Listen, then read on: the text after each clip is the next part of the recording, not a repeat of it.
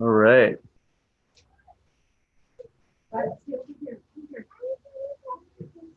Hey guys, can you hear me okay? Thanks, babe.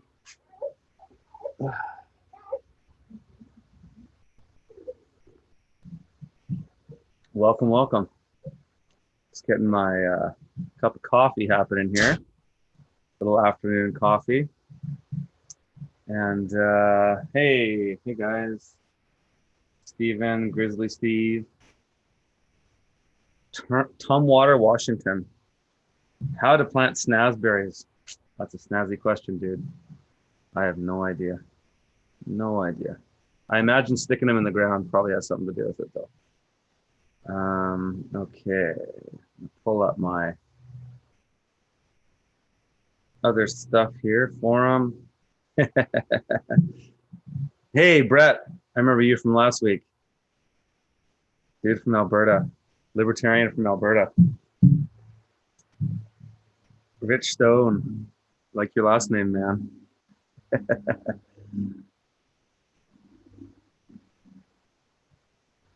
Oh, I won't be giving up on it. It's what we do. No, it's all good. You know, the thing is with all this is that I've actually been reached out to. A number of politicians have already reached out to me being like, don't touch this royal assent thing. It's not going to get you anywhere. The thing is, it's not about getting me anywhere. It's about getting individual farmers somewhere. It's not about taking down the system. It's not about changing anything with the system. It's about knowing your rights and you acting on that knowledge of your rights. That's all it is. You know, people, I can tell some politicians who have emailed me are threatened by it because they think they're going to lose their job. They're not going to lose their job. The system can carry on exactly how it is. That's got nothing to do with me or the people that I'm working with on this. It's got nothing to do with that at all. It's about the people who are tired of getting screwed, exercising their rights and having those rights available to them to not be screwed over. That's all it is. If people want to continue, if people want the ALR, if people want the Agricultural Land Reserve, they can keep it. We're not asking it to change, but we're asking, and we're not asking. We know our rights, and people who know their rights know how to exercise them. It's that simple. So it's kind of cool, actually. You know, it's kind of like that scene in The Matrix. Is it in 1 or 2? Maybe it's in number 2, or maybe it's in 1, where he confronts the big robot at the end, and he basically just says, "Leave us alone. We're not gonna rain on your parade. We're not gonna take you down.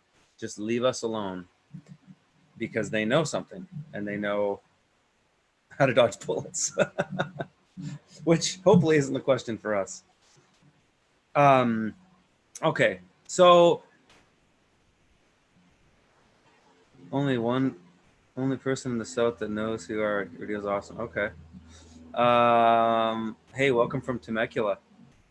I got a couple things. I got a little bit. Where's my agenda here for the day? As a little update here.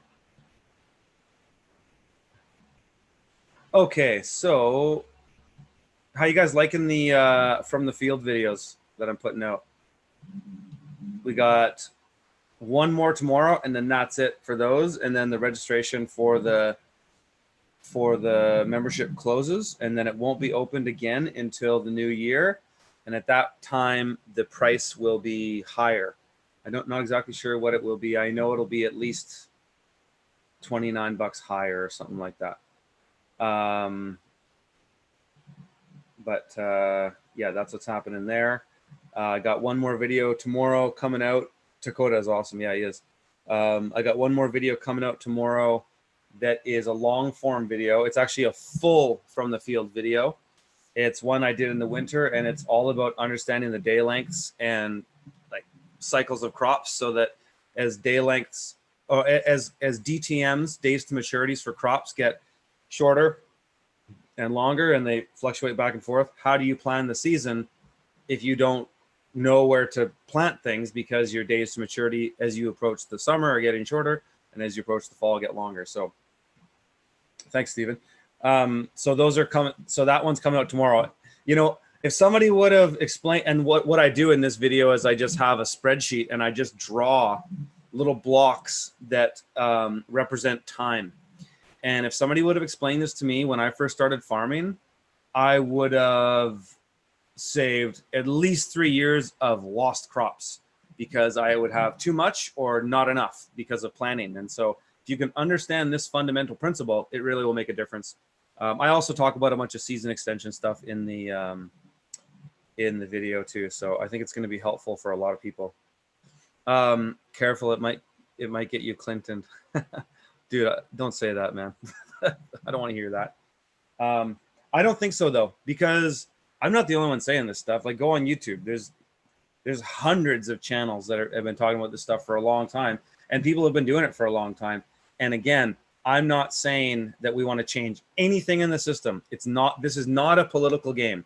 This is not about asking them to decommission the ALR and have ministers resign. It's not about that at all. They can do whatever they want to continue to do. We just know that the majority of the population is ignorant to how the law works, especially when we go back to the common law and what's written in the original documents in Canada, the BNA Act and the Hudson's Bay Charter. And I'm going to be doing a video. I don't know. I will put it on YouTube, I think. It's mostly for the farmers in the ALR, but I'm going to have Cal Washington on.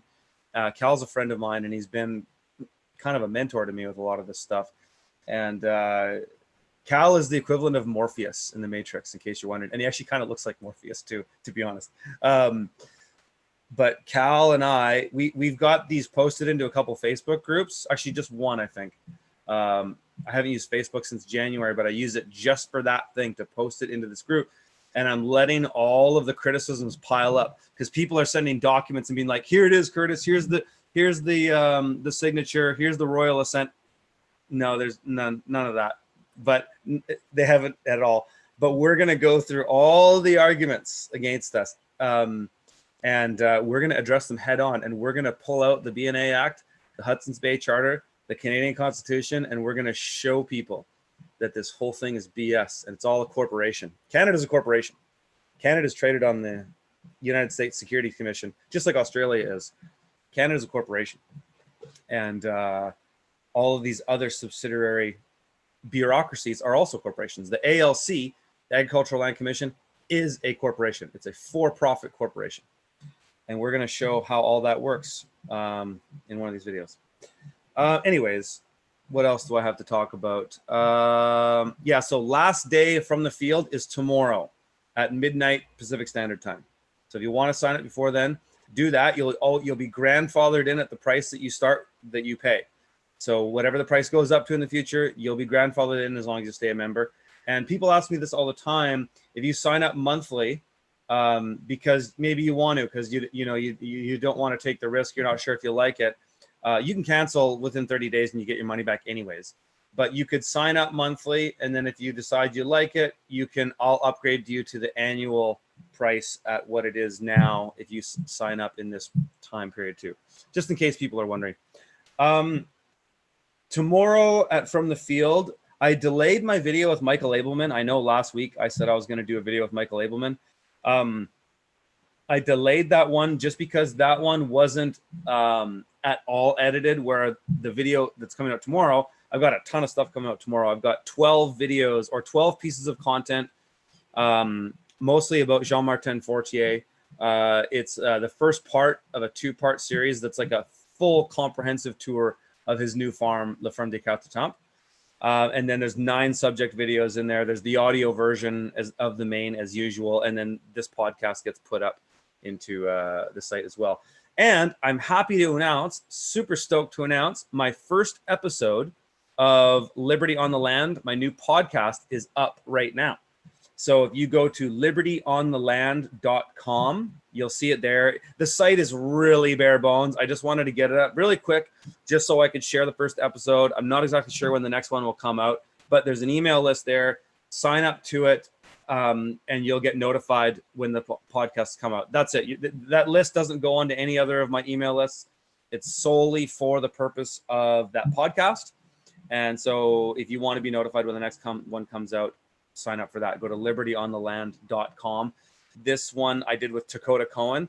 And we really go down the rabbit hole with, well, first we start pretty low level stuff, talking about just local jurisdictions and, you know, how the sort of agricultural authorities have really screwed him around in Alberta. And then we get into it. It's like, I think it's like an hour and a half long or something, but it's awesome. Dakota is a really high level thinking dude, and I'm excited to have him more on the podcast. You know, it depending on his availability, it might get, I'm hoping that it could get to a point where he could be a co-host. And maybe I could even have other co-hosts that could host the podcast as well, because I don't have that much available time. I did this podcast totally out of a labor of love. I've wanted to do this and have a platform where I just talk about liberty, because it's really, it's my biggest passion. Outside of everything else I do and say, you know, my family and the obvious things, talking about liberty is my biggest passion.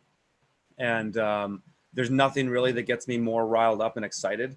So I'm super stoked to have awesome guests, and I've got some really great guests planned, and I'm reaching out to a bunch more. If there's ones you guys think that I should interview, let me know.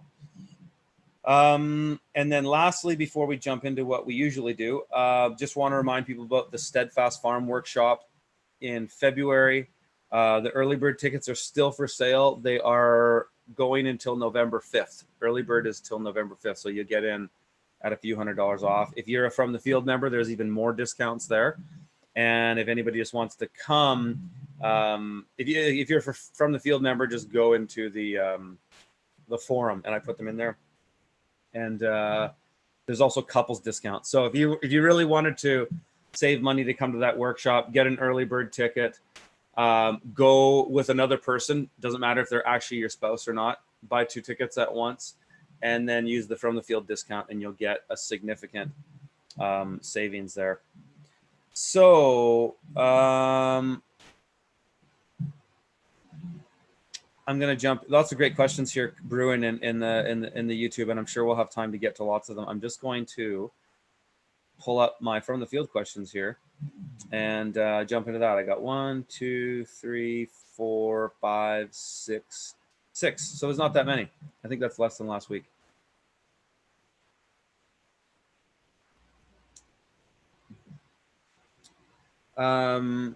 First question from Steven. Really like the video of Dakota's aquaculture setup. Will you be doing more videos on aquaponics and aquaculture? Yes. The short answer is yes. I like the other videos and are learning lots, but have special interest in those subjects and want to learn more. Another aquaculture thing I'm looking to pursue, it'll be something for the new year, probably like spring, is seaweed farming. I'm hoping to visit at least one seaweed farm, and there's one that I've reached out to. And I don't want to say their names. I don't want to jinx it, and they haven't confirmed yet. So I'm hoping to do some stuff like that. Aquaculture is fascinating. So yes, absolutely. Another question: will you be interviewing beekeepers and showing beekeeping? You know what, dude? I can't believe it, Stephen, but that is the first. I don't know how. I never thought about that. So I'm putting that on my list right now. When I read these questions, I keep an Evernote document pulled up, and so I'm doing it right now. Boom, beekeepers, done. Absolutely. And I know a few. So I can't believe that I didn't do that. So, I mean, probably for that to be most effective would be a thing for the new year. But yeah, 100%. 100% going to do that for the new year. Thanks for the suggestion there, Steven. Next question from Matthew. Hey, Curtis, in last week's Q&A, a question was raised about developing the infrastructure and tooling a farm system on a piece of land, and with the intent to provide a turnkey operation for startup, so to speak. Right, okay, I remember this. I think the conversation was specific to Dust Bowl farm land and regenerative efforts, yes. Without being hung up on needing to find specifically bad land for the purpose of making it good again, I would love for you to chat about the business planning side of things regarding the turnkey operation and how this type of model can be feasible from the investor standpoint. Yes, absolutely. It would be great to hear your views regarding both the pros and cons of this model. You've pasted something in there, but it's just showing up as script. maybe it was a photo. You mentioned building out the infrastructure, tooling the site, bringing startup farmers in, having them implement their business plan, having them commit to working through some training courses, having them gain traction, and then sending them off on their own operation, and then repeating the process. Yeah, okay. I mean, I'll just speak more to it. I mean, you pretty much summed it up there, but yeah, this whole idea came from a fellow. Well, originally it was one particular fellow, but since then I've probably been approached dozens of times on this, especially if you just count people like reaching out to me and emailing me, which I get a lot of. But I've had meetings about this, and so yeah, the basic idea is if you've got some investor cash and they're looking to do something good with their money, and perhaps are willing to get a little bit less of return than they would, like, you know, the hottest whatever thing of the day in the stock market is going to provide them yielding. They would essentially buy some land, set it up basically. And you'd have to, I mean, you pretty much summed it all up there. You know, you'd set up that land, you'd plow fields, you'd basically have that property fully set up for somebody to walk right in and the next day start executing. The next day, well, maybe they'd order their seeds, you know, they'd be responsible for that, but they would show up to the operation and everything would be there. You know, all the seeders, all the plowing equipment, all the post-harvest equipment. You know, how far you want to take that, I guess depends on how much you wanted to spend on the operation. Like, how much equipment are we talking about? Are we talking everything down to the computer printer? Like, are we talking about everything, you know, everything? That's up to you to decide. But so yeah, they could walk in and basically jump right in. They'd order their seeds and they'd go for it. You know, certainly the more money and people you had involved would dictate how detailed you could get. In some of the other things that you mentioned that I talked about was like educating people. So, I mean, if I were to build this farm, and maybe I will someday because I could. The only thing I'm lacking right now is time.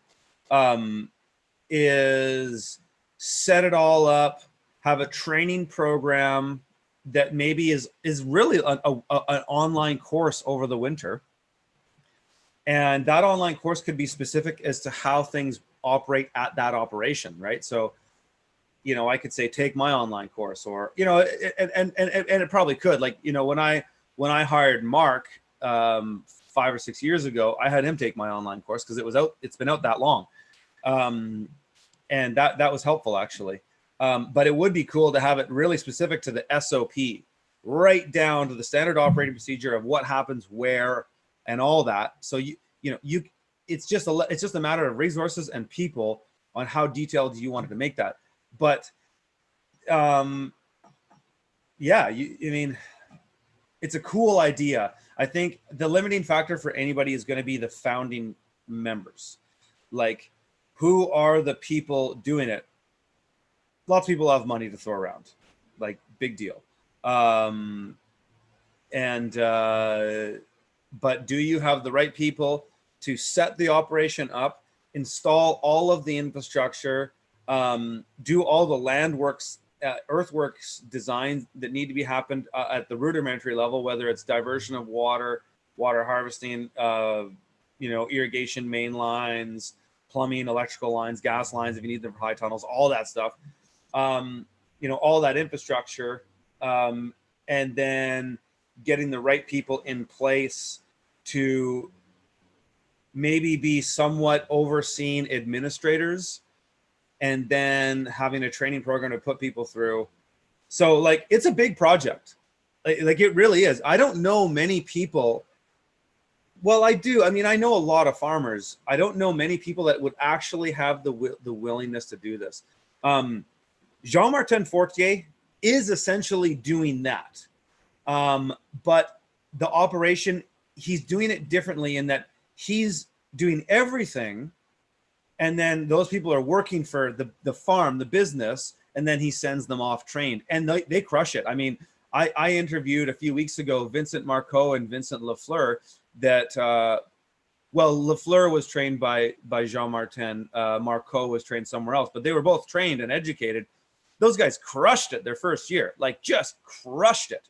So yeah, you can do it. There's not a lot of people that could do it, but I think it's a great idea. I think in time, I would be interested in exploring it. I've had a number of investors come at me. The money has never really been what I wanted it to be, though, to be honest. I think like JM set up with having a multi-billionaire, you know, like having an aristocrat basically fund that for him.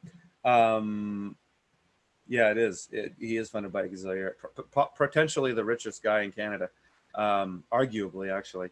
But, you know, that's great. However, so on the investment side, so what's different about this, what we're talking about, and then maybe Jean Martin's, is that we would do this as an investment opportunity for investors. So the question of is, what is the return? Depends on so many variables that it's hard to say. Like, I would like to say that I could give investors at least a 15% return on their money. But I'm not sure that's possible because I haven't delved in and built this thing and really explored what the numbers would be. Because, like, you know, if somebody like me was going to do it, well, I'd want to get paid too, right? I'd want to get paid a salary, and I'd probably want a piece of the action. You know, I'm a fairly savvy business guy, so that's probably what I'd go in with. And then, but that margin also has to be realistic enough that the farmers don't go, well, this is bullshit. But at the same time, I'll tell you what, myself, if I was a new farmer and I walked into an operation that was literally turnkey, just go in and go. All you got to do is get your basic stuff, order your seeds, whatever. You don't have to pay for any infrastructure whatsoever. What are you looking at for cost? Seeds, maybe a pair of boots, some gloves, like barely anything. You'd start for $2,000. I would happily give 15%. I'd even consider giving 25% because you don't have to worry about any loans amortizing. Because, you know, to start a farm right out of the gate and really crush it, you should spend lots of money. That's the best way to do it. It really is. I mean, I've certainly taught people for years and wrote about it in my book, and it's in all of my online courses, showed people how to bootstrap it. You can bootstrap it. There's no question about it. And if that suits you best, do what suits you best. But if you really want to crush it, spending, you know, depending on the size of the farm, spending 50 to 100 grand right out of the gate will get you there real quick, as long as you have the information and the knowledge and the know-how to manage it all. Yeah, JM is a Soros shill. Not at all, dude. That's a lame thing to say. Not at all. I was just reading. Anybody who's listening to this just on audio, I was reading one of the comments there. Okay, next question here. This is from Ron. Hey Curtis, I've enjoyed all your videos, YouTube and here, referring to From the Field. You have mentioned about a possible life subscription for the site. For young folks, that would be a plus if they have the income means.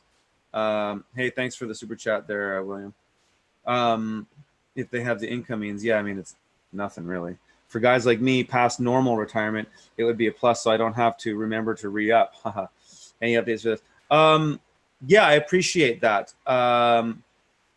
Yeah, I think I'm going to do that. I'm going to be getting some people. Well, I've already got some people helping me build the membership out and grow it.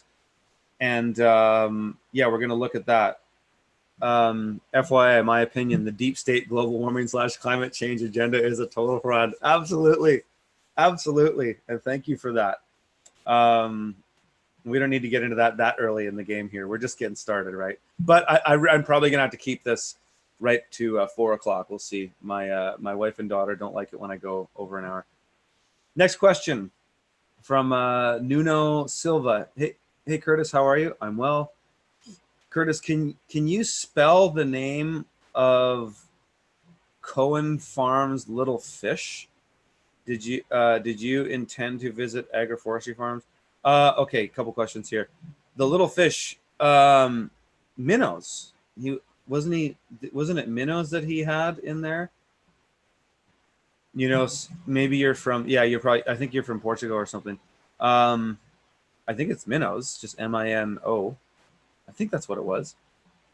Mind you, we don't have to go back and revisit that. Do I intend to visit any agroforestry farms? Yes. I'm going to put that back again on my list for 2020 just because it's a super cool subject. And if you have any particular farms that are interesting to you, let me know in the next. Oh, hey, there's Nuno. thanks for being here live, man. If there's any particular farms in North America that you're interested in for agroforestry, let me know. And then one last question for the From the Field. Will you visit agricultural projects in Europe? I would like to, but budget is permitting at this time. You know, a flight to Europe is very costly, and it's also costly to get me. The problem with flying across so many time zones is that, you know, the jet lag's a killer and it sucks up a lot of time. So that has a cost too, right? So, but I do, like, when I formed From the Field, and this project is about to get really big.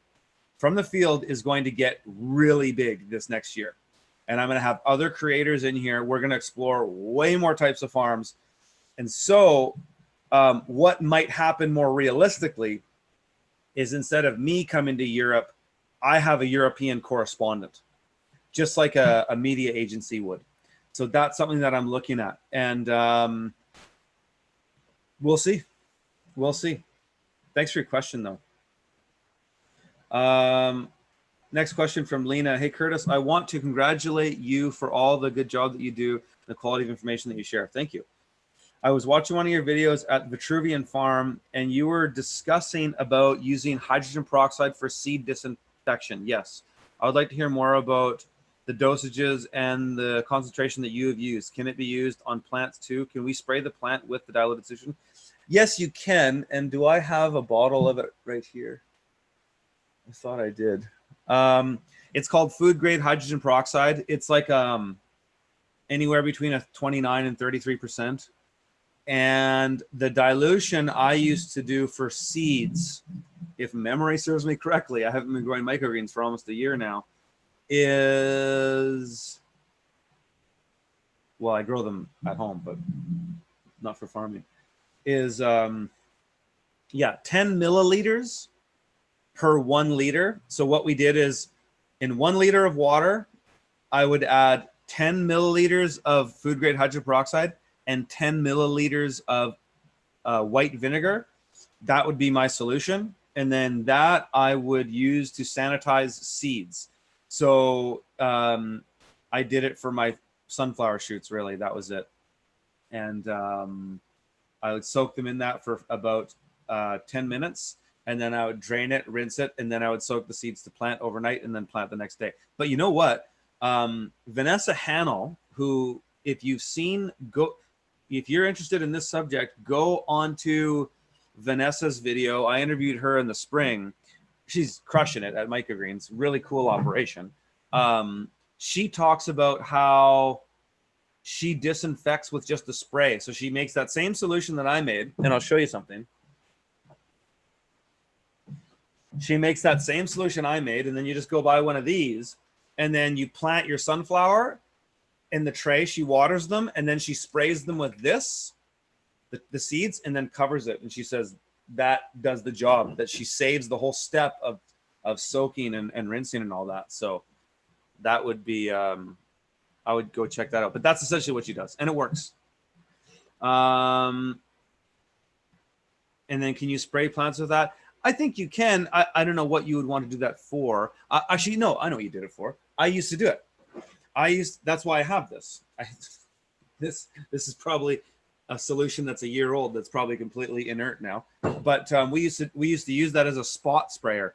So if I saw flats of sunflower shoots and I saw some mold getting in there, I would pull out that whole area that was getting moldy, and then I would spray some of that. But you know what David from Micro Acres does, which is actually better than that? I learned, and I'm going to go visit David real soon, and I'll have another YouTube video with him, and I'm going to do a full tour with him and his wife, Kirsten. of their farm, they've moved to a new location. So if any of you guys are into microgreens, and you've probably seen that video of mine with David and Kirsten of micro acres, it's like my second most popular video on YouTube now. I'm gonna go back and visit them. They've moved to a new location. Now they're cranking out like 500 flats a week. So they're doing really well. So I'm going to do an update with them. But what he does is, if he sees a moldy area, he pulls out everything there, the mold, and then he puts dry soil back in. Boom, that's all he does. And he says that works great. So there's a little update on that. Okay. Last question, and then we'll just jump into YouTube stuff. From Johnson. I have a 1/4 acre in a zone 5B. I'm taking your advice to forget. Oh, okay. We're circling back to this. We talked about this last week too. Taking your advice about planting anything before winter, except maybe garlic. Yeah, absolutely. I'm just going to move a 30 by 50 foot tarp, rake the dirt, dig lots of holes, drop in some fertilizer, then drop in some garlic bulbs.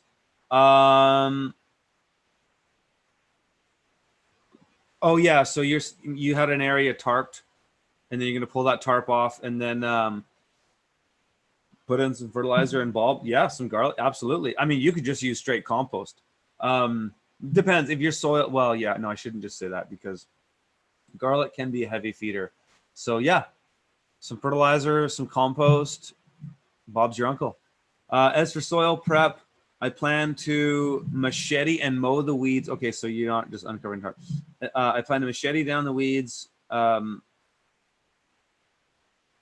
that cover the rest of the garden. But should I till it into the soil or let the weeds lay, make compost? What if I don't even chop the weeds? How does it affect the soil for the next season?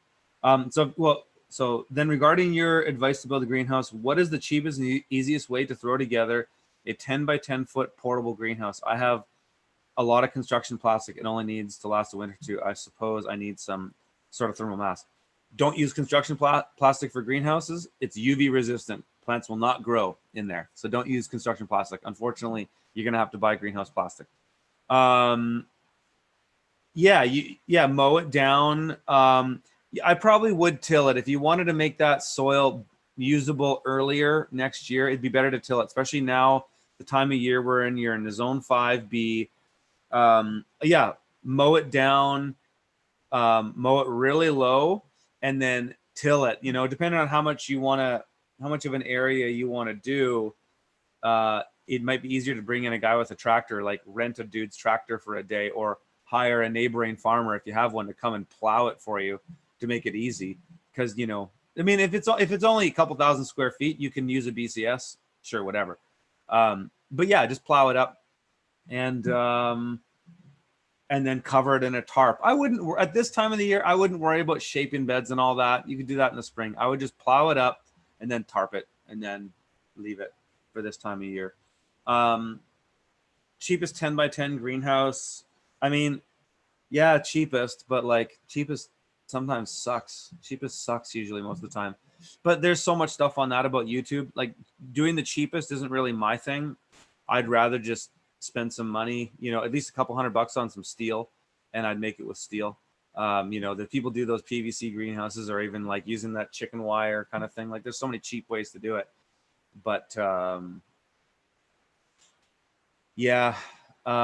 mean, I built my first greenhouse was a PVC greenhouse. I wonder if I could like quickly find a photo and show it to you. But I built a PVC greenhouse, and it lasted me a few years. It was cheap. Like, it only cost me like, I think, a couple $100 in materials at the time. And where is it here? Can I find it? I have everything in Dropbox, but sometimes it's a hassle to find on the fly. Yeah. Media. What's this? I doubt I'm going to find it. You know, I made a PVC one. It's fairly easy. You can do that, or just go get. You want cheapest? Just do it with PVC. I mean, it'll be garbage in a few years, but it'll work. You could do that. And 10 by 10 is so small, so maybe just do that. Well, no, they've been on the whole time. You just noticed the lights now. I just noticed somebody commenting about the lights behind me. No, they've been on the whole time. It's just You're just noticing them now because the sun's going down now and it's getting darker. Oh, those lights. Yeah, those are my grow lights. I got a new crop of cannabis going. I got some auto flowering stuff happening. Those I got a killer LED light there for somebody sent me, and yeah, it's pretty sweet. Okay, let's talk about YouTube stuff here.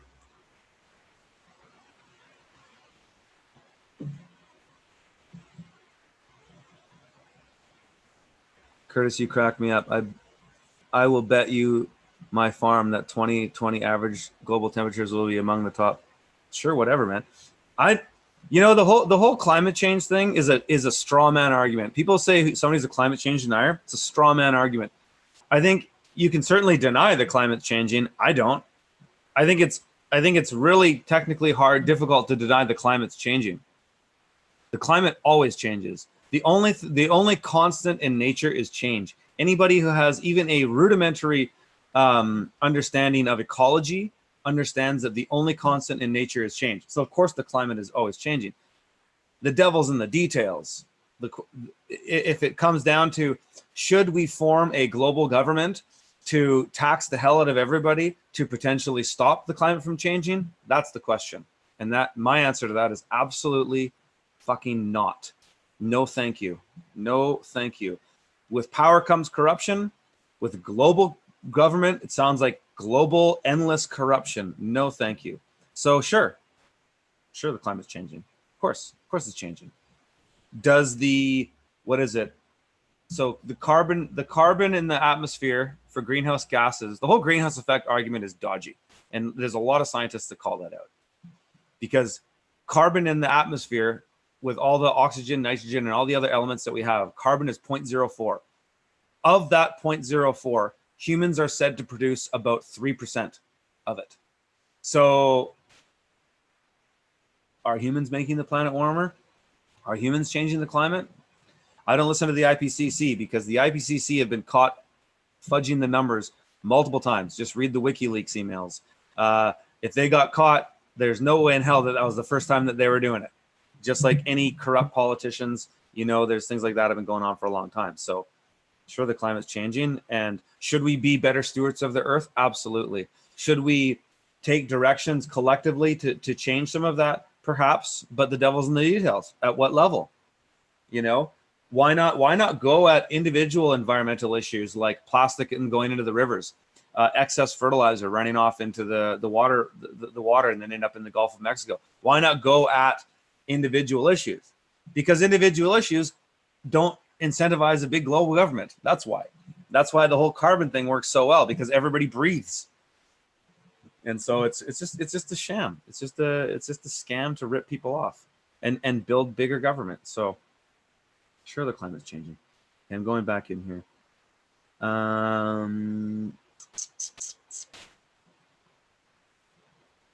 Hey, from Temecula. I was in Temecula. That was the first Permaculture Voices conference in Temecula. What do I think about hydroponics for perennial crops? I wouldn't do it. I wouldn't do that. Why wouldn't you just put perennial crops in the ground?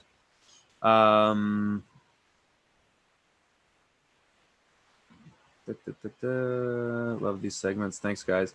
Can you do a quick gut greens harvester giveaway? No, because I don't have one to give away. You could ask Farmer's Friend if they would do that, though. That was from Paul. I'm automatically re-registered from the field, or do I have to reapply? You will automatically re-register unless you cancel, just like anything online. Juan Carlos Rodriguez Cervera. Hey, Curtis, greetings from Mexico. I would like to know, how much production do you recommend to have in stock while starting? How much production do you recommend to have in stock while starting? I'm not so sure I totally understand what that question means. That's pretty broad, Juan. Maybe specify it, and if I see it at the bottom, I'll answer it. Thanks for visiting Stefan's Orchard. Thank you, Robert. Thanks for watching. Stefan is great. I love that guy. Grizzly Steve, I sent you an email asking if you had to start over. What equipment would you first buy before starting your homestead farming? Well, I mean, I've outlined that stuff so many times before. I mean, so much of that comes down to just what suits your current context. It's hard to answer these kinds of questions. I don't know what you have. I don't know what's available to you. For homesteading, you don't need a lot. I like having my BCS, I got to say. I don't, you know what, though, at this point, oh, no, I still use my BCS because I still have a lease. I used to call it my flagship plot for the farm. I still have that plot. We grow like potatoes and corn and squash and stuff there. So I actually still use my BCS. Curtis Stone, the Thomas Sowell of gardening. That's an honor, man. Tom Sowell is like, that's Tom Sowell for those of you who don't know. He's like one of my favorite internet. The guy's a living meme. He's an absolute living meme. He has so many zingers. Curtis, I'm curious why you do not own chickens and ducks. Because I don't like animals in particular. And like, I just don't like, I don't want to deal with animals. I don't want to pick up shit. I don't want to deal with animals getting out of a cage. I don't want to deal with it. And I travel too much that it would always mean I'd have to have somebody to come here and look at them. So that's why. But I like animal products, and I support farmers that raise good animal products. So yeah. Where do you stand on the argument global warming versus global cooling? You know, I just don't care. It's just like, I frankly, in my opinion, I see more trends to cooling because I've spent the last 10 years working outside. And it looks like it's getting cooler up here where I live. Winters are getting longer, summers are getting cooler, more temperate. It looks cooler to me. And then, you know, just follow, what's his name, on Adapt 2030. I mean, the guy just posts news every day of cooling. So, I mean, I see a lot of it. But I don't care because it's like, who cares? What are you going to do with it at the end of the day? For me, calling out the whole climate change thing is just calling out the push to centralize and make a monoculture of a government. I don't want monoculture. I don't think monocultures do well in nature. I think if more people really understood permaculture and understood its application in other systems besides land, they would become more unwilling to partake in centralized authority. And I wish more people would do that. And that's what my new podcast, Liberty on the Land, is all about, is exploring that. Because I think big government is just big monoculture. It's more monoculture. Why do we need more monoculture? We need more diversity. We need more decentralization. That's going to be the key. If the weather's changing, we know the climate's changing, and which way it's changing, I'm not exactly sure. It could be one way, could be the other, but it's changing. So if we want to be more resilient as human beings on this planet, decentralization is far better. Because then resources are allocated locally and things happen locally and decisions are made locally. This big push to big government monoculture sounds like an absolute recipe for disaster. But if you ask people who have gone on the rabbit hole like I have, that's by design. The whole point of globalization, and I don't support globalization. I think I said once I wasn't totally opposed to it. That's not, I meant that in a different way. I meant that I'm not necessarily opposed to global trade. Global trade's fine. But we go to globalization, we're going to have everything centralized in certain places. Food producers here, industry here. And if things collapse, people are screwed because nobody's autonomous. Centralization is the worst thing you can do for environmental uncertainty. It really is. But I think that's by design because the powers that be don't want people to be autonomous. And so that gives them justification to always provide a solution. So anyways, I'm tired of talking about this stuff. We always talk about climate change. People always ask me these questions. Ethan, do you eat very many animal products? Yeah, I eat meat. I eat dairy. I was a vegetarian for 16 or 17 years. I was a vegan for a few of those. I was a raw vegan for one of those. It's just not for me. I don't think it's the question about sustainability. I think it's a non-starter because you can have unsustainable agriculture and sustainable agriculture, or let's say on its best case, regenerative in any form, whether you're raising animals or you're raising vegetables or you're raising grains. You can be regenerative or unsustainable in any of those spaces. So if you're a vegetarian for environmental reasons, You have, and what's her name? Meredith. She wrote the book about, I think it's the Meat Eater's Handbook or something like that. She's awesome. She has a really good point. She says that you have more of a say on the welfare of animals by choosing to buy good, holistically managed animal products than escaping the game altogether, because then you're helping change the industry. If you just stop eating animal products, your vote's gone. Whereas if you partake in buying eggs and meat and dairy from regenerative farms, now you are you're having a say in that changing for the better, and that changing for animal welfare. So I think that's great. Super chat here from Gringing Ticky 22. Thanks for that. Any tips for controlling bindweed? Yeah, I mean, I've talked about this a lot in the past. To be honest, like herbicide just makes it so much damn easier. And how far you want to go with that is up to you. Like doing it manually is a real grind. It really is. And you can get organic herbicides if you don't want to use something like Roundup.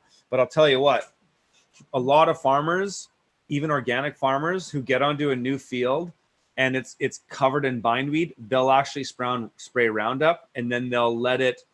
Then they'll kill it all, and then they'll let it go through that 3-year process to get certified organic, and then they'll use it. People do that. That's actually quite common. But yeah, these invasives are brutal. Canadian thistle, bindweed, brutal. Herbicides certainly make it easier. And if you're managing bindweed, if it's coming up here and there, you can just apply it right on the weed. You don't have to broadcast it. You can just put it right on the weed. And I used to do a thing with a paper bag. I would use like a vinegar solution. Just go on YouTube and search it out. But you can make a herbicide out of vinegar, salt, and soap. And then what I did was spray it on the plant. Bindweed kind of grows as a long thing. You gather it all, spray it, put a bag over it, and then tie it. And this is only if you see it every now and then, and it kills it, and it works quite well. So I would say that do that. Yeah, so that's that on bindweed. That's that on animal products. If you live in Alberta, pick up your beef and pork from Cohen Farm. Absolutely. Do you, Brett? Do you support Cohen Farm? Are you up around there? Election prediction. I'm from Saskatchewan, and I think the Liberals might keep power, though. If they win again, we will be in debt at least to 2040. That's from Pro Economics. The East votes for Trudeau. Yeah, the Trudeau thing is scary. I'm predicting a conservative minority government. That's what I'm predicting. But I am going to vote for Maxime Bernier, 100%. 100%. Because you know what? I don't care about splitting the vote, because the Conservatives aren't much better than the Liberals, to be honest. They're globalists. He's into this Paris Climate Accord thing. He might cut the carbon tax, which is good, but you know, the whole thing with politics is, this is where I'm at with this. I've been fully, I don't like the term red pill, though it'll work for the argument. Like, I wouldn't take any of the pills. Now, I hate these dichotomy of opinions. If somebody was like, here's a blue pill and a red pill, I'd be like, screw you, screw your pills, or I'll take both and see what happens. I don't like dichotomies, but I've been red pilled. I've been down the rabbit hole. I know how the government works. I know it's a corporation. I know it's all BS. Having said that, I'm still going to vote because I want the cultural winds to change. And it's like the common people who don't know what I know and haven't looked into it as much as I have. That's okay. I don't fault people for, like, we all come around to things at different times in our lives, you know? So what if somebody doesn't know this stuff now? Maybe they'll figure it out in 5 years. I know it's all bullshit, but I want the culture of the politics to change. And I'm going to vote for Bernier and the PPC because I want these ideas to get in the mainstream. I'm hoping that from this point on, there's a member of the PPC in every single Canadian election going forward. And I think that'll be the case. So I'm going to vote for them so that they get whatever, they get $10 or something whenever you vote. Parties get a certain amount of allocation depending on the amount of votes they get some resources. So I want them to get resources. I donated to them too. I gave the PPC like $400. So yeah, I'm going to vote for the PPC. And will it have a big impact? I don't know, man. You know, I've been so disappointed in politics my entire life that I don't know. But I met Maxime. I did an interview with him on the channel. I went to like a VIP event the night before I did that interview. And I liked him. I thought he was a cool guy. And I talked to probably a dozen of the candidates there, and I thought they were all pretty switched on for politicians. So we'll see.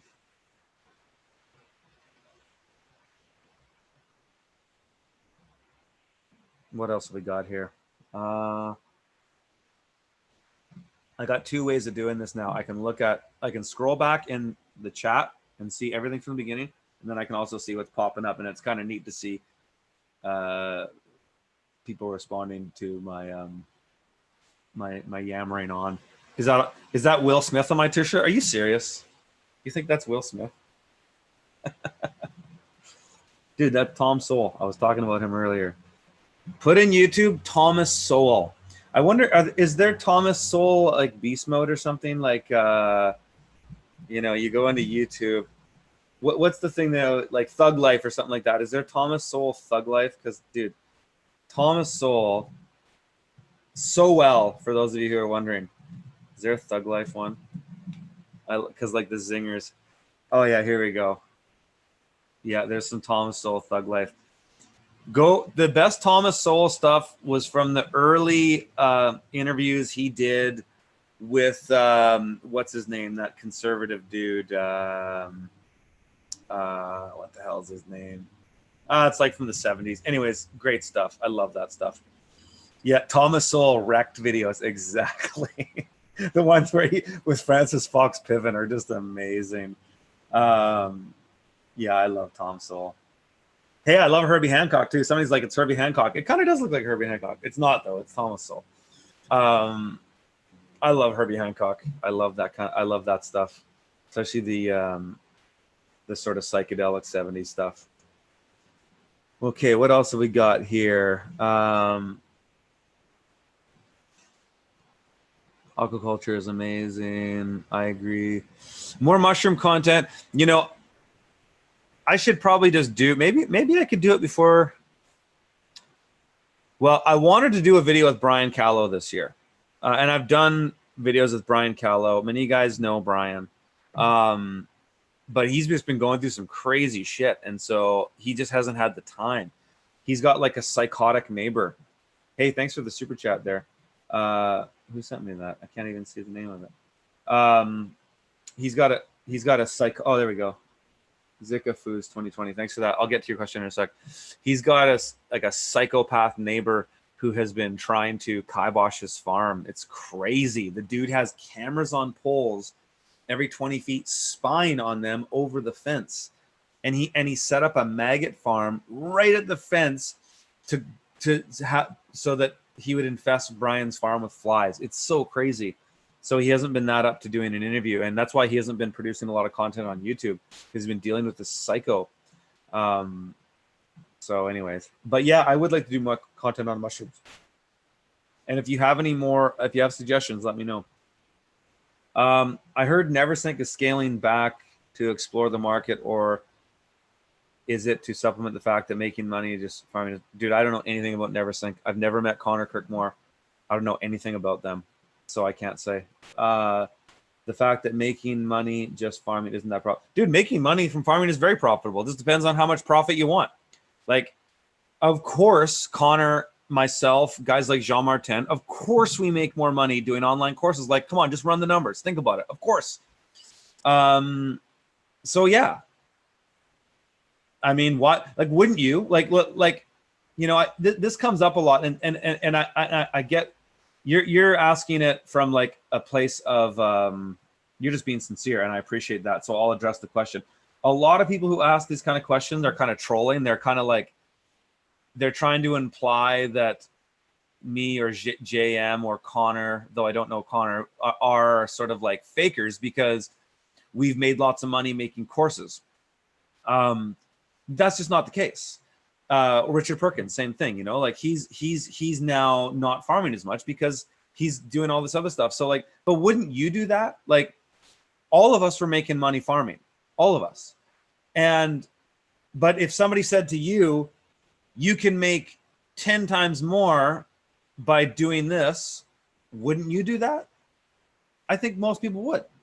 So like, that's all it is, right? But yeah, I mean, like I said, I don't know anything about Connor's work. I actually have a hard time watching his videos. I find he's not really that great on camera. But I know he's an expert farmer, and I know he knows what he's talking about. I just don't know anything about him. I've never met him. He seems like an all right guy.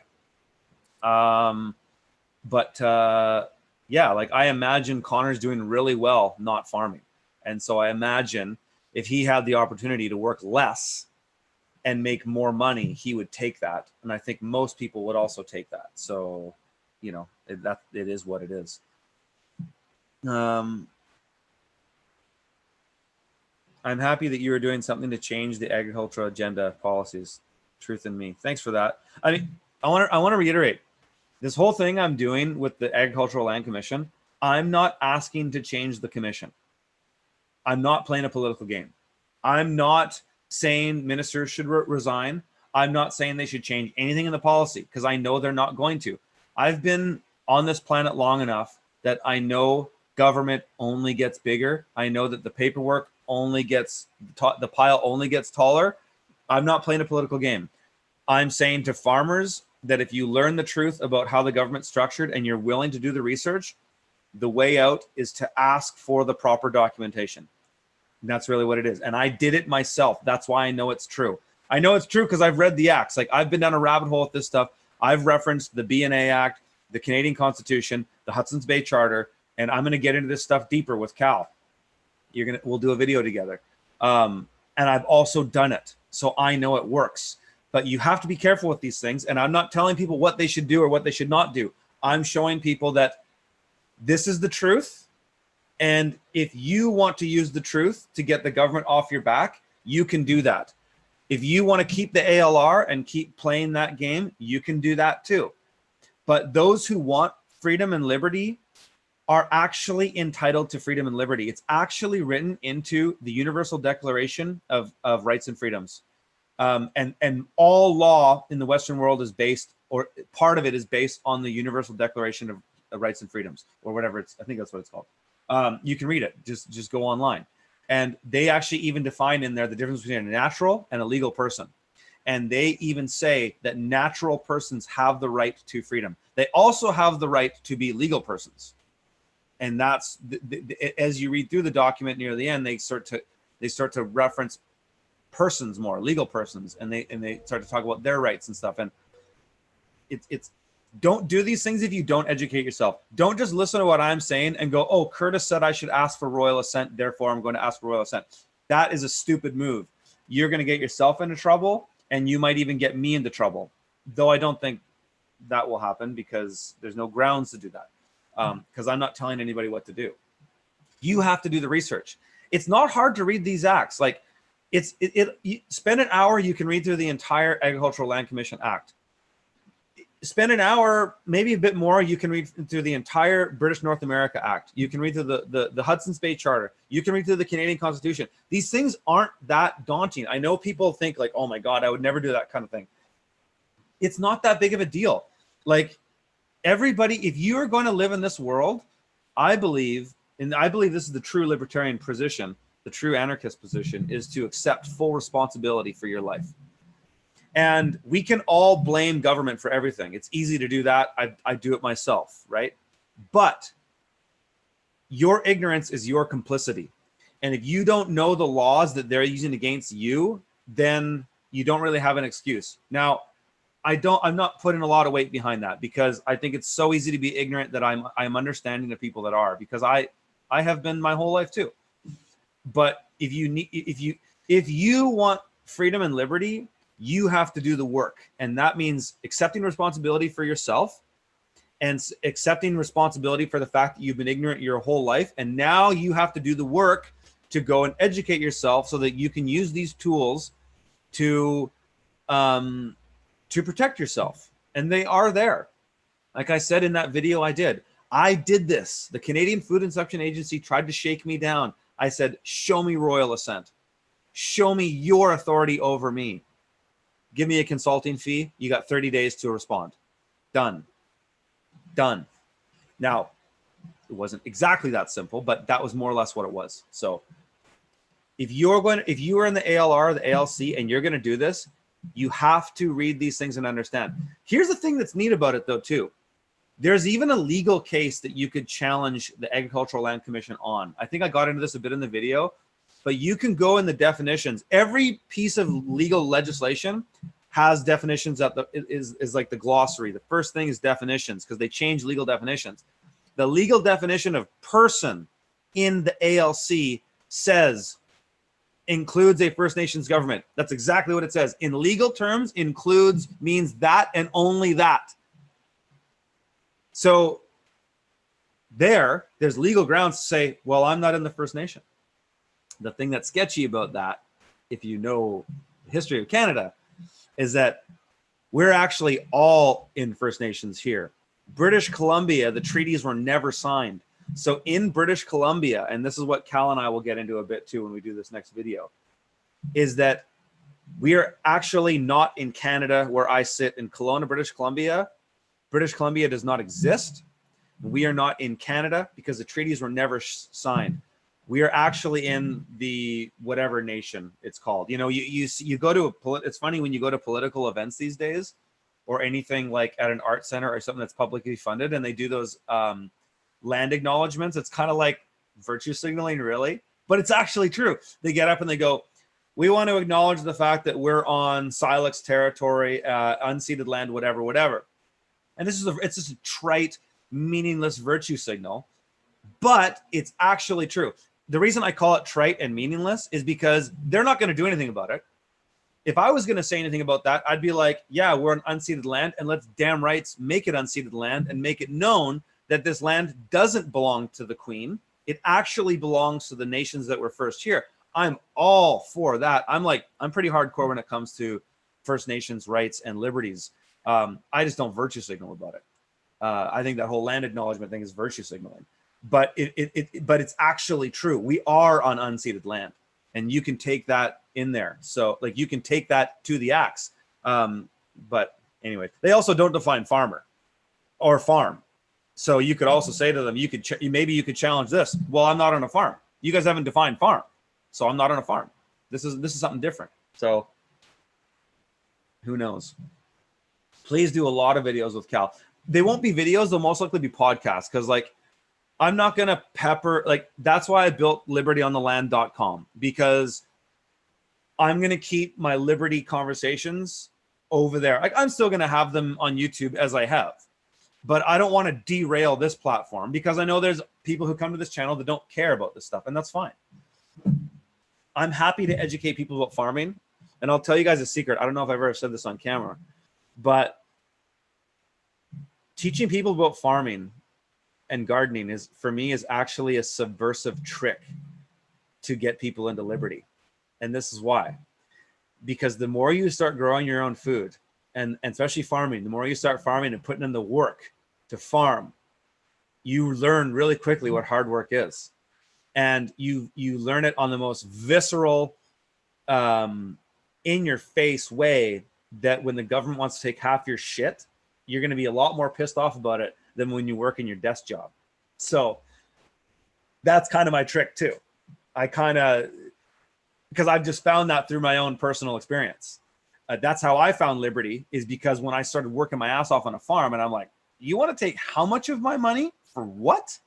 That opened a can of worms. So yes, I'm going to do videos with a lot of libertarians, guys like Cal. Here's an exciting one, you guys. This one I'm like over the moon about. Some of you, if any of you guys seen the movie Ungrip, check out that movie. It's on YouTube. Put in Ungrip. UNGRIP.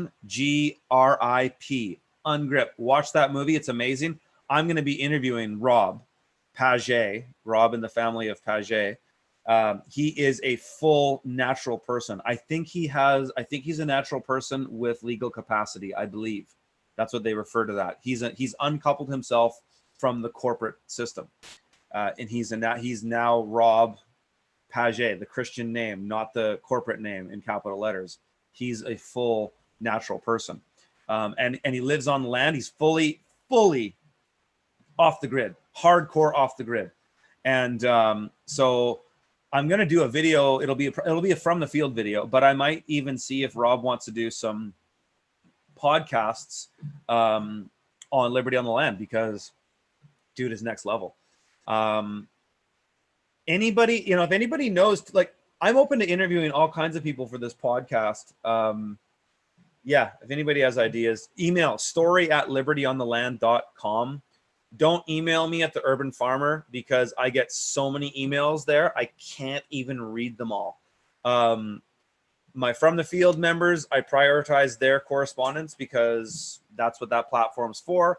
I'm reading Liberty on the Land emails for show ideas, but just for people who have questions for me, don't email me. Like, I probably won't answer your question. If you're a member From the Field, I definitely will. But the chances of me even seeing that email, if you email me at the Urban Farmer, are very, very unlikely. I mean, I just get so many emails, you guys. Like, I can't even open them all. So these things are good. From the Field is best. And right now I'm looking at Liberty on the Land stuff, but don't email me a farm question at Liberty on the Land. I won't respond. I have to prioritize things.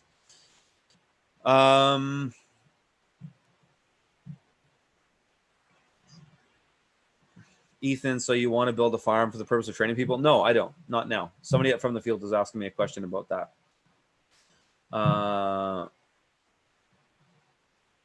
Therefore, Fortier is not an example for any of us. Why would you say that? Rebo T's saying that. What are you talking about? JM's farm. JM's an amazing example for people. I don't know what you're talking about. So what? I'm so tired of this class warrior thing. It's so stupid. Like, who cares if JM is funded by a billionaire?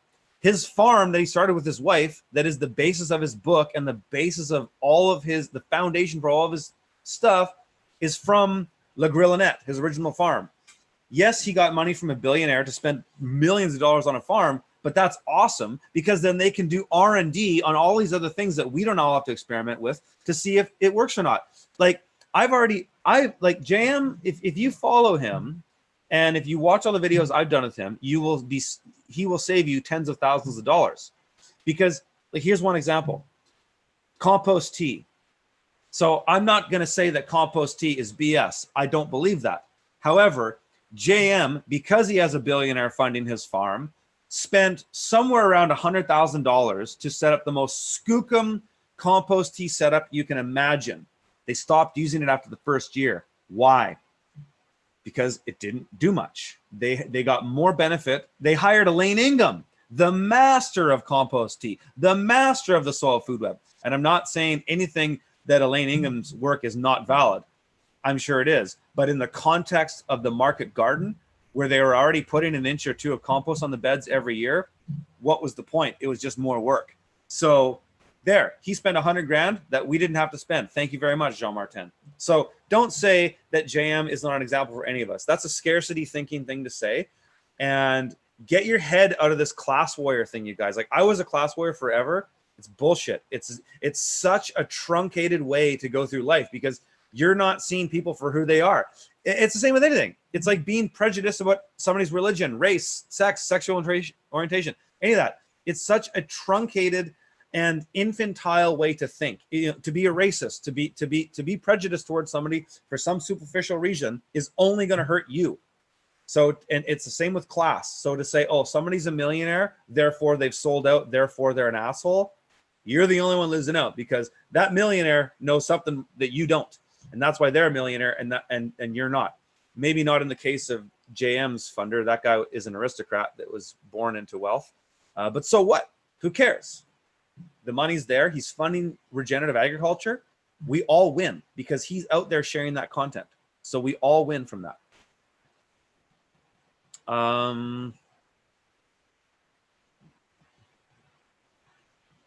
Yeah, Gap Rame, Elon Musk kind of thing name. You're saying capital is cheap. Investors have nowhere to go now. So anything above low digit return, you'll get it. It's true. It's true. Totally. JM's financier is Andre Desmarais, the Desmarais family. Look them up. They're multi-millionaires. They know the Clintons too. Now that's a rabbit hole right there. But he's a nice guy. I've met him a few times. He's great. And like, what are you going to do? At the end of the day, it is what it is. The fact that that guy, it's like, he's a Rockefeller, you know, there's the Rockefellers. A lot of people don't realize that Stone Barns in New York is just like La Ferme du Quatre-Temps, Jam's farm. In fact, Andre Desmarais modeled the Rockefeller funded Stone Barns to make this. So it's a similar thing. You know, you can say what you will about the Rockefellers. I've certainly been down the rabbit hole with them. But their farm, that Stone Barns place, provides a platform and place for a lot of market gardeners to go and learn and share knowledge. So I don't know, man. It is what it is. Yeah, Mark Shepard in Wisconsin. I've met Mark a few times. Maybe. I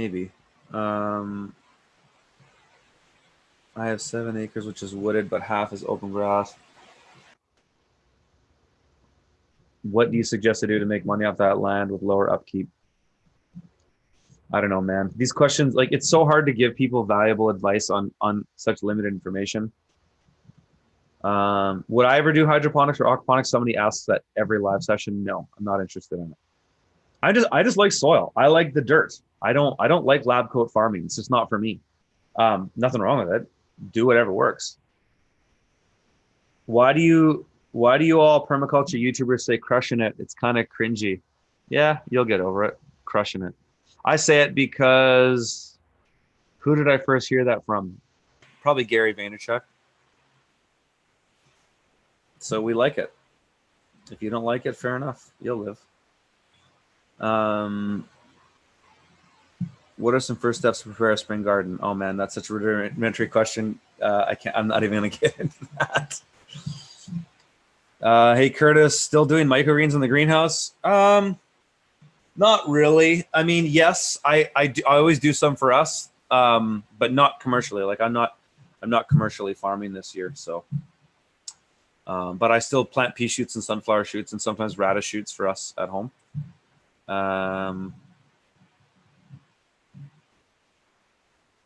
Tesla stock. I don't play stock market. I have a Tesla. That's my stock. Car's gotten better since I bought it, actually, with all the updates. It's pretty cool.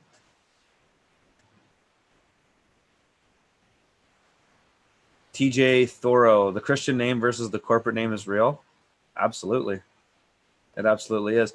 You know, when you get into this liberty stuff, like the real free man stuff, I think, and this is what Cal says, because Cal Washington is like 60 years old. He doesn't look like, but he's been doing this stuff for like 20 years or something. Cal says the name game. He calls it the name game, the Christian name, and the corporate name. He says that at least in Canada, that's a dead end because they get you in another way, and that's not the game we're playing. The game we're playing is going back to the common law and actually reading the charters, the constitutions, and the BNA Act and looking at what the laws and the acts say and really being clear about that. And you can actually use the law. So you can play in the game, in the world of the dead, the corporate world. You can play in that game and you can still find your liberty because the Queen has sworn an oath to protect the common law and the words of the King James Bible. For those, if anybody's tuning in, they're gonna be like, what the hell is he talking about? And so be it. I'm not gonna start from scratch and explain it all again. But that's kind of where that's at. And that's what Cal says. And yeah. So we're not playing the name game. So I'm not trying to declare my natural personhood. I'm not trying to claim my Christian name, though people do it. I mean, Rob Paget, he's done it. He's a full-on natural person. He's gone through hell to do that, though. And I have no interest in going to prison and dealing with any of that stuff. Cal has spent time in prison too. Like, it's playing the name game is gnarly. It's tough. So yeah.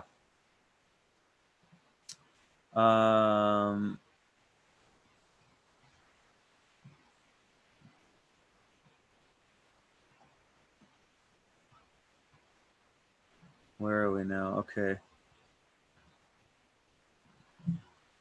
The natural persons thing and the free man movement, how does this apply to immigrants? I have no idea. That's a good question, actually. That's a really good question. I would imagine well, that's the thing. If you immigrate to a country, like the ceremony that they do in Canada here is you swear an oath to the Queen. So you are signing up for your corporate personhood. Yeah, if you're an immigrant, you're not born on the land. You're born. So where you're born is very important, because if you're a natural person in Canada, as far as I know, I don't know any immigrants that have done that. It's all people that are born here, because you're born of the land. You're in a way, you're just like an animal born on the land. You have the right to be here, and that's universal. That's right up to the universal Charter of Rights and Freedoms. That's right in the common law. The immigrant thing, that's a good question. I don't really know. I'm not an expert at this. I'm learning it. I've been like about a 10-year student of this, maybe 8. But last year I've really gone a lot deeper on it.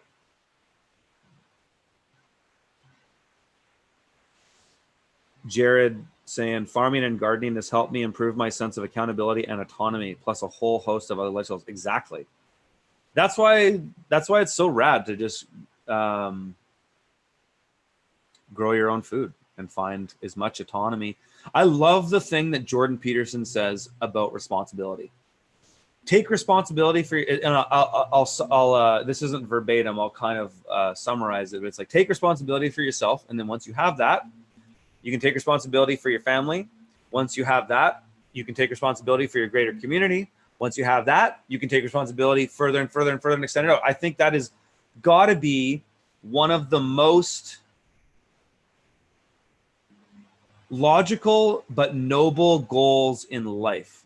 And if someone, because I'm not a Christian, but I see a lot of utility in Christianity.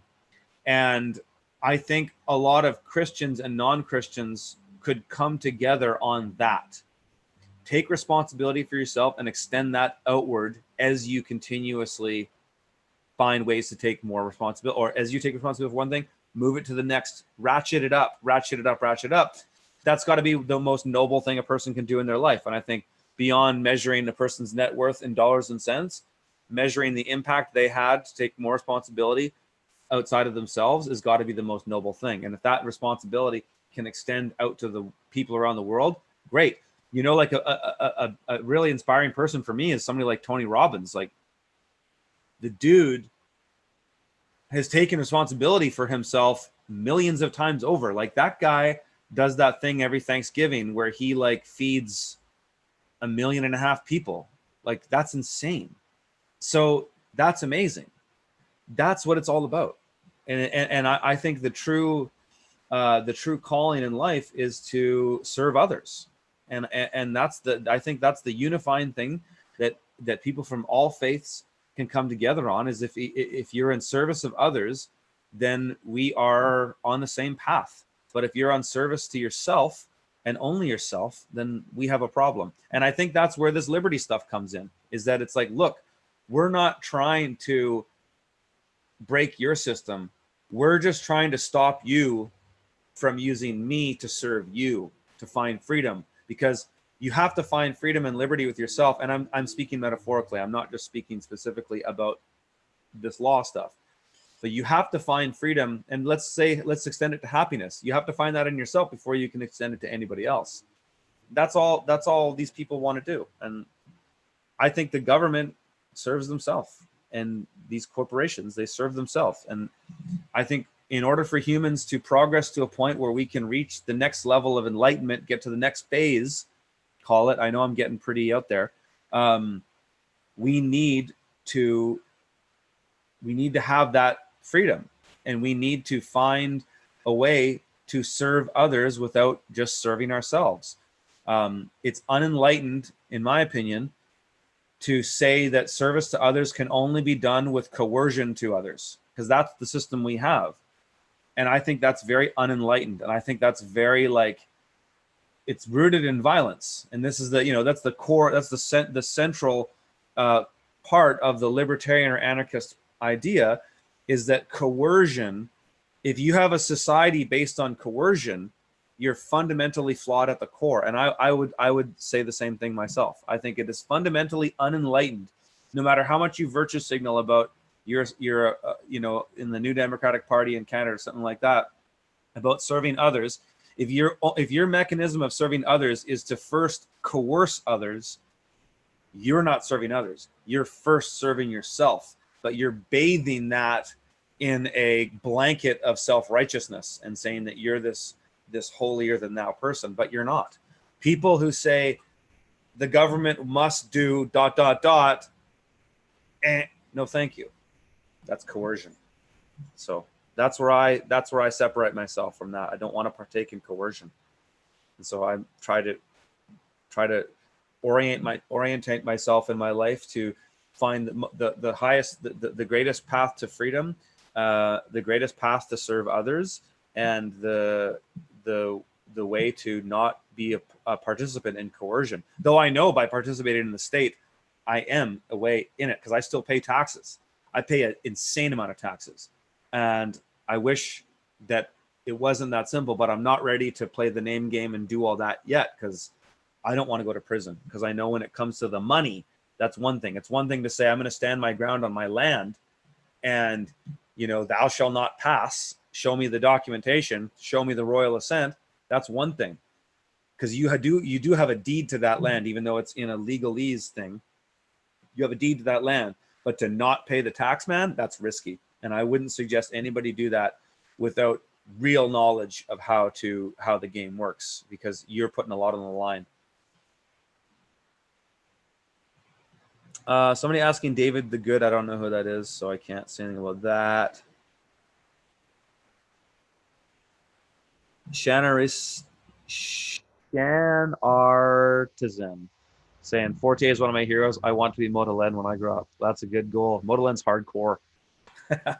She's a hardcore farmer. I love man. They're a great family. I love when I get to spend time with those guys.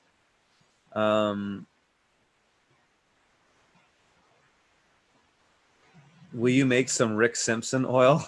I don't know what that means.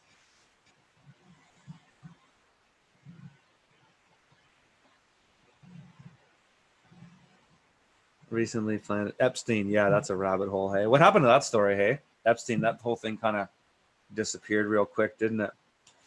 Have not heard from Jeremy Mueller in a while. Yeah, Jeremy's doing other stuff. But that's his thing. I'm doing other stuff too. We all have our own context to deal with, right? To spend any time getting hung up on what other people are doing is an absolute waste of time. If you want to take one piece of advice from me, stop worrying about what other people are doing. It has no relevance on your life. We are all explorers at different timelines in our lives, and we all come to different things at different times. So worrying about what somebody thinks about this, or worrying about what somebody does about this, is a waste of time. Focus on where you are in your life, and things will be a lot easier.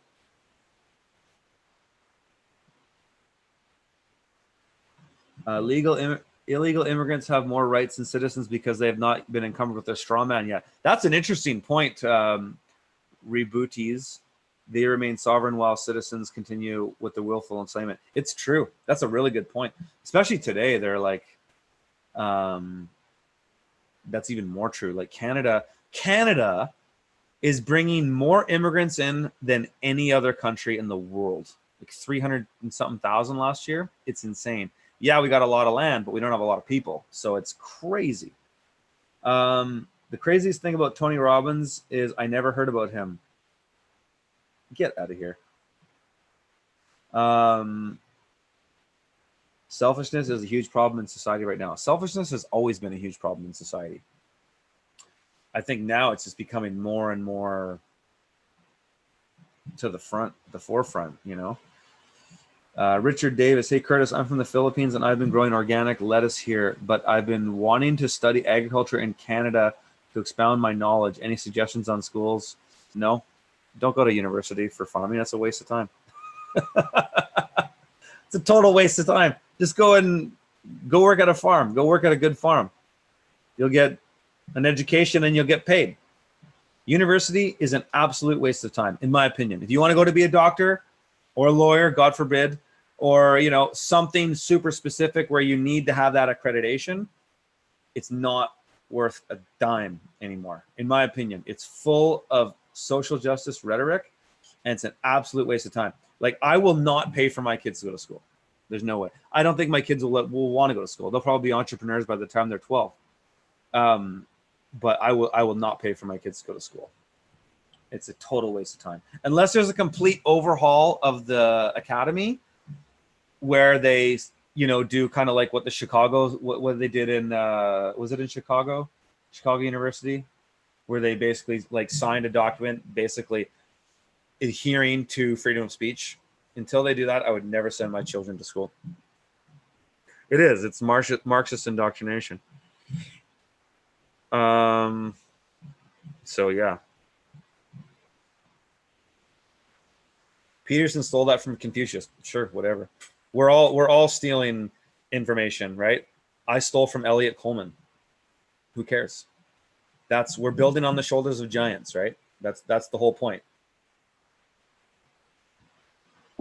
Native, First Nation. First Nations in Canada are, I think, have the greatest opportunity to find truly regenerative communities. Truly, I wish myself as a non-First Nations, but I'm born on the land, so you could argue, I don't believe in this whole colonization social justice argument. I think it's BS. But First Nations truly have the best path towards being regenerative. I wish people like me could move there and buy real estate, because the problem that First Nations have is they can't sell their real estate. They're locked in this, and that's a big issue. But in my opinion, it's a big issue why they stay poor there, and that's by design. The Canadian, the Queen wanted to keep the First Nations poor. They wanted to keep them with a glass ceiling, and the welfare system and all this has done a really good job at that, as well as turning them into alcoholics. But they have the greatest potential to be regenerative societies because they do have true liberty. The First Nation is a nation. It doesn't abide by the same rules as Canada. And they don't have all the BS building codes that you have to go through. So like if you have like great ideas about how to build this, that, or the other types of green building and whatnot, you can do it in First Nations, which is super cool. The problem is finding the will to do it. I've consulted with maybe about a half a dozen. I've worked with about half a dozen First Nation bands. 1 in the US, 5 in Canada. And man, like there's so much opportunity there. There's just no will to do it. And they've got endless money to spend on stuff, but there's just no will to do it. It's like there's a few passionate people there, and then you go and you consult for them, and they get all stoked, but then you leave and it doesn't go anywhere because nobody has a will to do anything. And it's sad. I wish they would allow people like myself and other farmers to move there and become citizens of their nation. That would be really cool. I think that could be like one of the most exciting opportunities in the world today, with liberty and regenerative agriculture, but it's just not, it doesn't seem to be happening.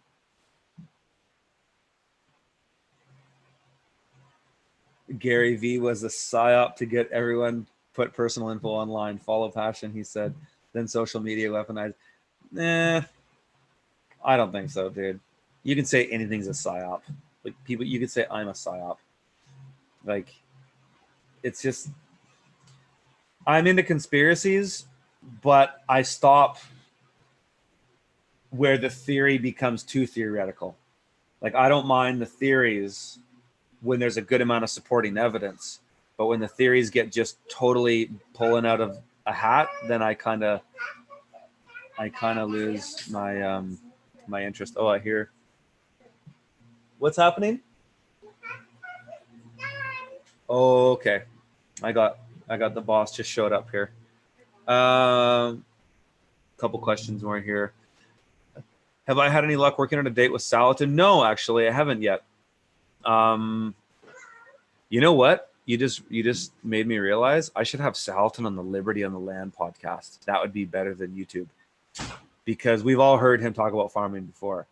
But I've had the pleasure and the absolute privilege to sit in a room with Salatin for over an hour. Just me, him, and a couple. I remember one time it was me, Salatin, and John Moody. John Moody's a really cool farmer, homesteader. He has a platform called Steader or something like that. We just talked strictly about Liberty, and it was amazing. And we went down a rabbit hole with Salatin, and I wish I had recorded that conversation. But I should do a Liberty on the Land podcast with Salatin and only talk about Liberty. We'll talk a little bit about farming, but we'll talk about Liberty. Salatin is like one of the coolest people and most influential people in the world, and so yeah, I would love that. Truth Unleashed. Watch Oh Canada. I'm not going to read the rest of that. Anybody else can, but yeah, they are. Yeah, they are. I agree. But what are you going to do? Say no? Like, yeah, man. The world's complicated. It really is.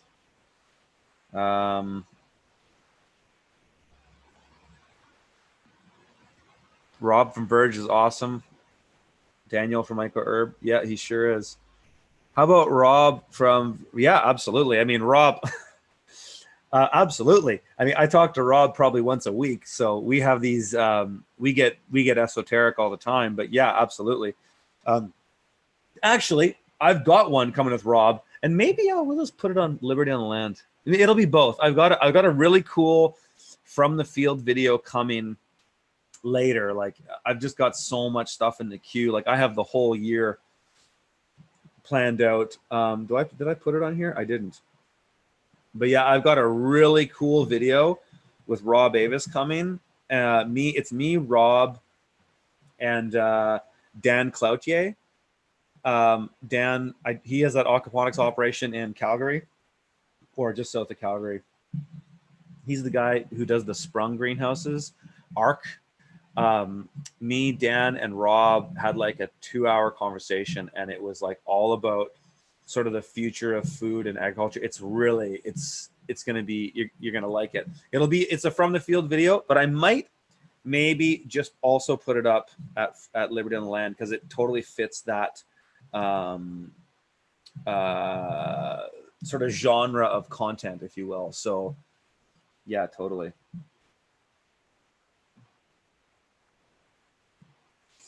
Okay, this is a really cool point. I got to go, but I want to get on this. RoboD says, mind controlled into believing you are free. You are anything but. So that's a totally good point, and I totally agree with you. I think that's the truth. This is what I talked to Joel Salatin about. I put this to him, and if I can get him on the podcast, we're gonna go over this again, because I blew his mind when I said this. I said, Joel, what do you think about that? Basically, I said, like, so when let explain it from agriculture, because I like to use references to agriculture because I understand them, and I think you guys probably understand them. So CAFOs, cage animal feeding operations or farming operations, clusters, cage animal, everything. People watching this, we probably all agree that that's generally bad. And then we have free range animals that walk around, and they're kind of Joel Salatin style, right? I find that dichotomy is true with the system as well. So let's say the caged animal system is like a representation politically as fascism, because the boots on your face, or communism, same thing, in my opinion. Communism, fascism is the same thing. It's just authoritarianism. So it's like the boots on your face, you're in a cage, it's miserable, you're in the gulag, whatever it is, it sucks. Your life sucks. Those animals, as animals and human beings, as animals, they're not healthy, right? So they need vaccines, steroids, antibiotics, all kinds of stuff to make them produce what would naturally be produced in the free range on its own with very little work. It just needs more land. And so it's the same for human beings. And the interesting thing is that this is where we're at politically, in that, and Noam Chomsky says this quite eloquently. He says that it's harder and harder to coerce people in the 21st century because people have a knowledge of what it's like to be free, or at least perceived version of free. But at the end of the day, the animal still ends up in the slaughterhouse, right? So even with the, and I put this to Joel as sort of a reference to socialism, say like Bernie Sanders' utopian socialism over here, and then sort of, I don't know, some other politician that's like authoritarian. Beto O'Rourke, you know, he sounds pretty authoritarian to me, in the US. And at the end of the day, you're both going to the slaughterhouse. But if you think you're free, you will act and be more productive. Because if you know you're in a cage and you know you're under the boot of the authority, you're hopeless. You're like, oh, and you're sick and you won't do anything.